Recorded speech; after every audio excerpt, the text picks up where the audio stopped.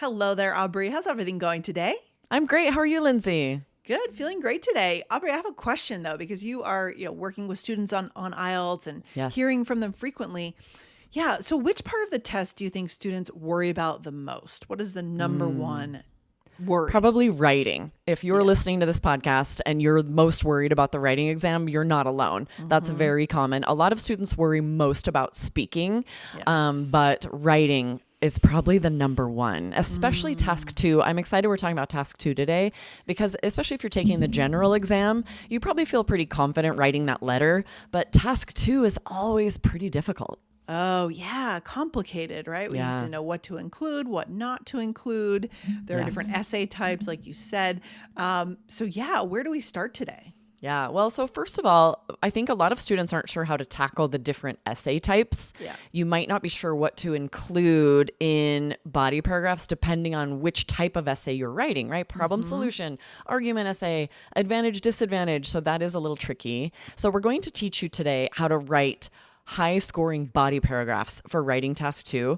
And then we're going to share a formula for you to follow so that you can score band 7 or higher on this part of the writing test. Good. And will this advice today go no matter what? We're going to address the different types of essays when we teach you about the body paragraph. Yes. So the body paragraph is kind of like the meat, like the main course, right? Exactly, right? We've talked about introduction and conclusion in other episodes. Today, we're focusing on those body paragraphs, what should go in them, and how will that be different for these different essays. Stay to the end. We are going to share specifics and what exactly would be included in body paragraphs for one of these essay types. Perfect. Guys, before we do anything else today, let's go ahead and hit the follow button right here on IELTS Energy.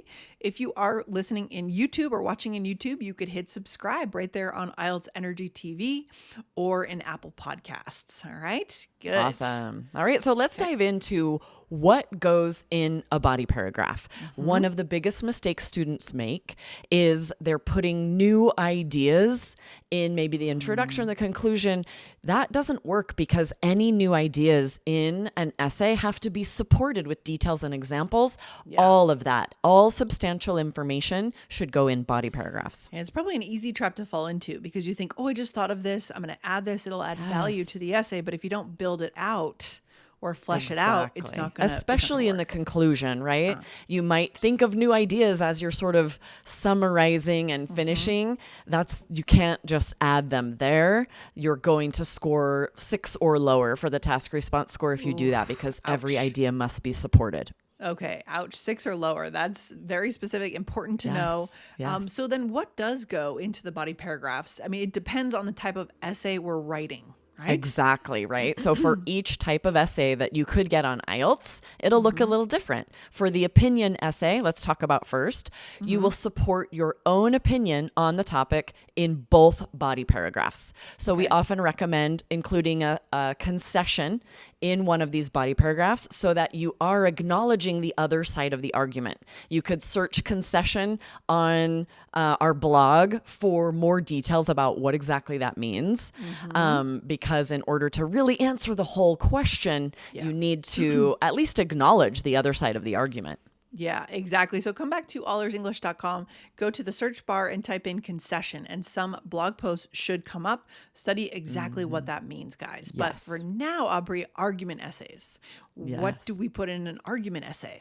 Yeah. So an argument essay, when you're asked for your opinion on an issue, you usually have the option of either writing an opinion essay or your opinion another reason for your opinion in the second body paragraph, or you can write an argument essay. And that is where you are supporting one side of the issue in the first body paragraph and then the other side of the issue in the second body paragraph. Okay. So you would have a reason that a lot of people agree with one side of the issue and a reason in the second body paragraph that people disagree, that agree with the other side. And then you need to make sure that your opinion is clear, which side you agree with.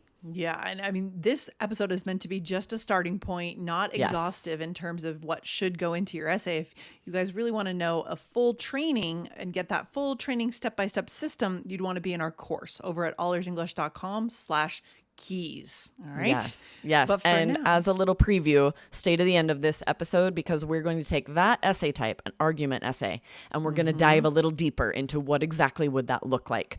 Yeah. What should go in a body paragraph for that essay? But as you can see, there's so many different essay types in our course, like Lindsay just mentioned. Yeah. We take each essay type and we walk you through doing this so that you have the templates and the structure of how to write these body paragraphs for whatever type of essay you might get on test day. yeah. And if I'm writing a problem solution essay, Aubrey, what would I put in the body paragraphs then?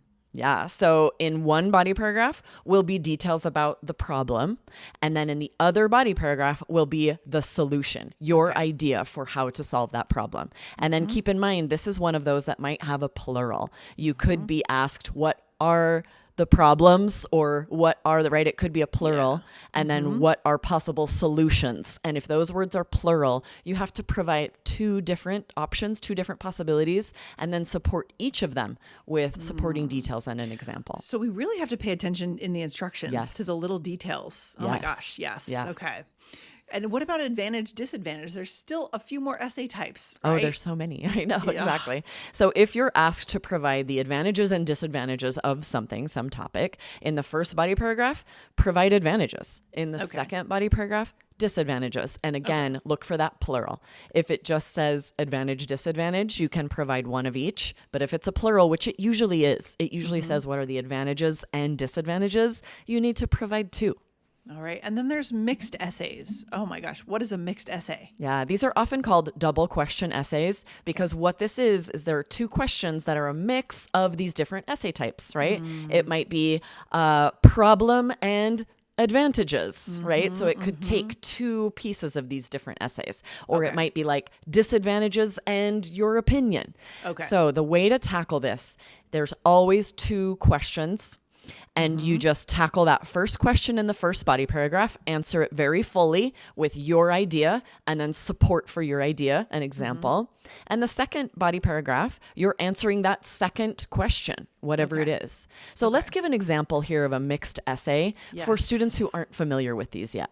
Okay, so this is a question, a mixed essay question Yes. here then? Yes. Okay, here it is. In their advertising, businesses nowadays usually emphasize that their products are new in some way. Why is this? And do you think it is a positive or a negative development? Okay, so you see this double question.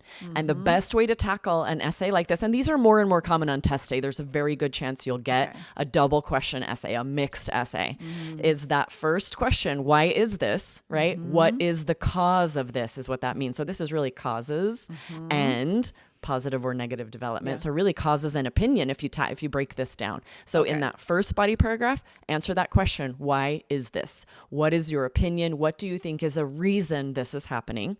And then the second body paragraph will answer the second question. Do you think it is a positive or negative development? Your opinion, that's really an opinion essay. Your opinion about, and you can't really in the time and in one body paragraph say both. I think there are positives and negatives. Take a stand and defend the stand of whether it's positive or negative. Okay, excellent.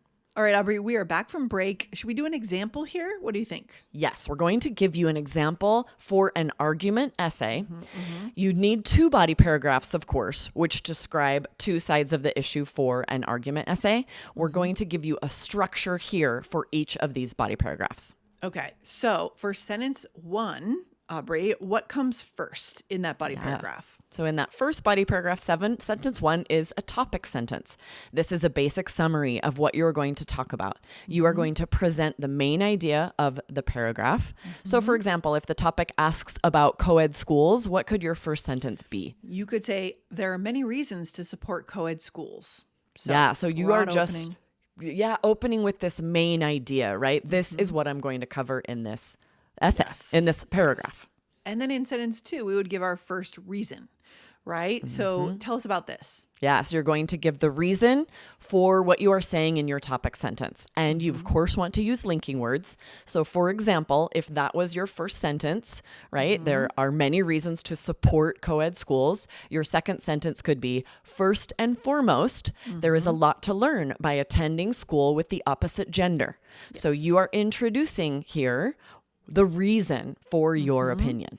And you're really getting in some good vocabulary there too. right? Yes, First right. You and want to be sure, foremost. don't use the exact words from the topic, use synonyms. And that linking phrase is very high scoring, first and foremost. And then in sentences 3 through 6, we're going to add more detail, right? Exactly, right? You don't, the worst thing you can do is now have another reason and another reason, because you could probably think of a lot of reasons. Sure. That is a low scoring essay. Yes. Stick with this one reason, and now you're going to support it. This is a huge part of the task response score. The examiner is looking for how well you are supporting your ideas. Yes, I love that idea. I love that. It's important. Don't be shallow, right? Right. Go deeper. Go a little bit deeper. Make sure it's well supported. So important. Exactly. So relevant details. And then, of course, examples.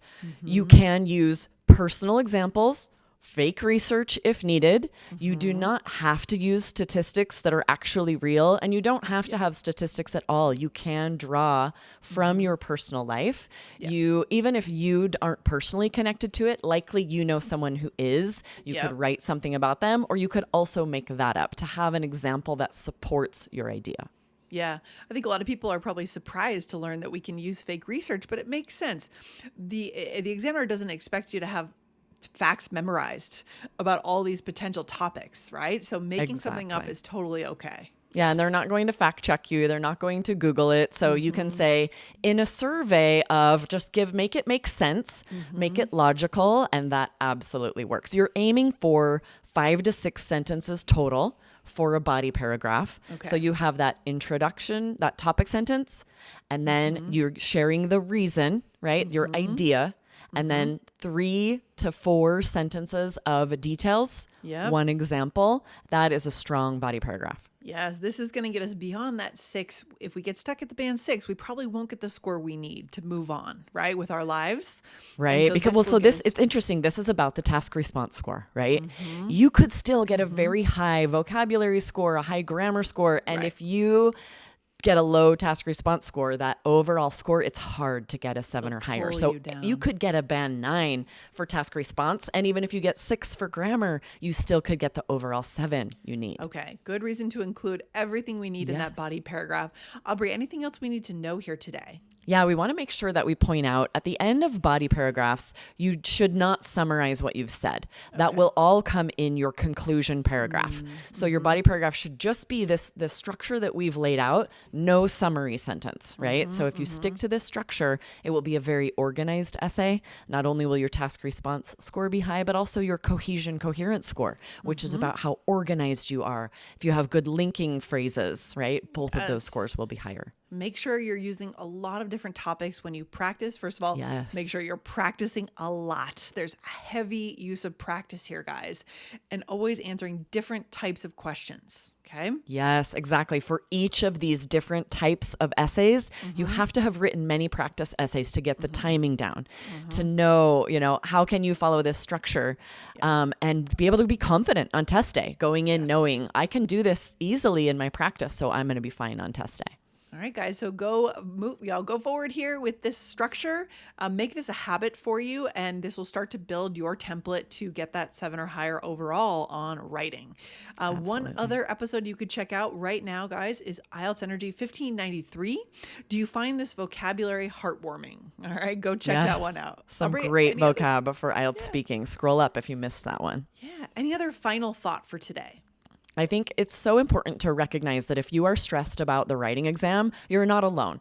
A lot of students are most worried about the writing exam, but if you have strategies, if you know what to expect and you have practiced, if you have a structure like today's for body paragraphs, you'll be much more confident knowing that you'll get the score that you need. Yes, I love it. I'm glad we went into this level of detail today, Aubrey, and we'll be back here very soon. All right, you have a good rest of your day. See you guys next time. All Bye. right, bye.